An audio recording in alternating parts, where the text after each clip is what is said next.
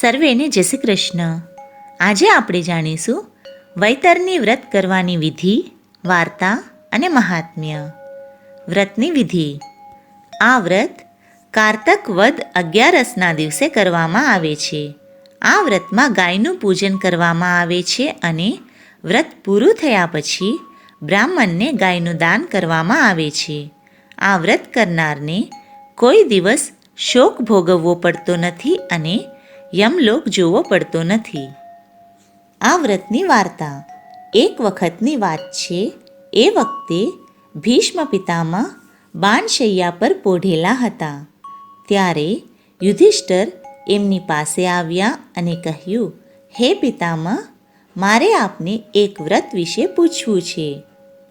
ભીષ્મ પિતામહે કહ્યું, તમારે વળી રજા થોડી લેવાની હોય, જે પૂછવું હોય તે ખુશીથી પૂછો. આ સાંભળી યુધિષ્ઠિર બોલ્યા, આ લોકમાં એવું તે કયું વ્રત છે જે વ્રત કરવાથી સ્ત્રી અથવા તો પુરુષને શોક ભોગવવો પડતો નથી તેમજ યમલોક જોવો પડતો નથી? ભીષ્મ પિતામહ બોલ્યા, હે ધર્મનિષ્ઠ યુધિષ્ઠિર, આ લોકમાં એવું એક જ વ્રત છે અને તે છે વૈતરની વ્રત. આ વ્રત જે સ્ત્રી અથવા પુરુષ કરે તે સુખી થાય છે. એટલું જ નહીં, પરંતુ એને કદી યમલોક પણ જોવો પડતો નથી અને કદી શોક પણ કરવો પડતો નથી. તો પછી કૃપા કરીને આ વ્રતનો મને પરિચય આપો. હે યુધિષ્ઠિર, તો પછી આ વ્રતનો મહિમા સાંભળો. આમ કહી ભીષ્મ પિતામહે આ વ્રતનો પરિચય આપવા માંડ્યો. આ વ્રત કારતક વદ એકાદશીના દિવસે આવે છે અને એ વ્રતને વૈતરની વ્રત કહેવામાં આવે છે. આ દિવસે વ્રત કરનારને દશમને દિવસે પૂરેપૂરું ભોજન કરવાનું હોય છે અને એકાદશીએ ઉપવાસ કરવાનો હોય છે.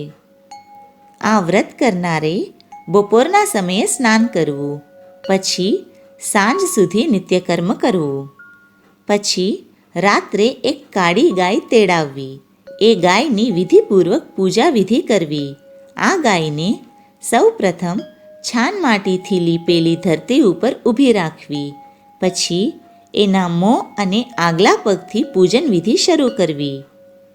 આ વિધિ કરતાં કરતાં છેક એના પાછલા પગ અને પૂંછડા સુધી પૂજન કરવું.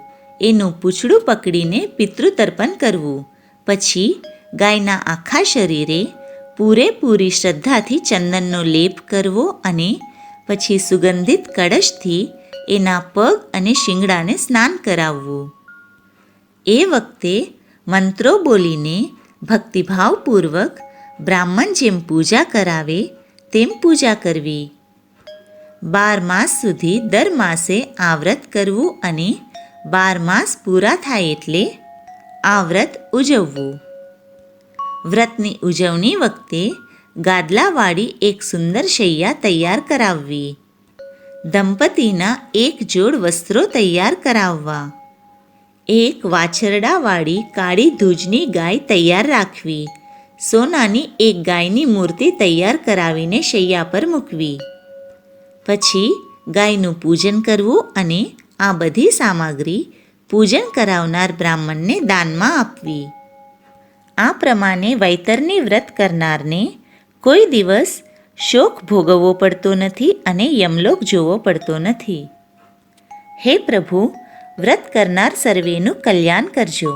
જય શ્રી કૃષ્ણ.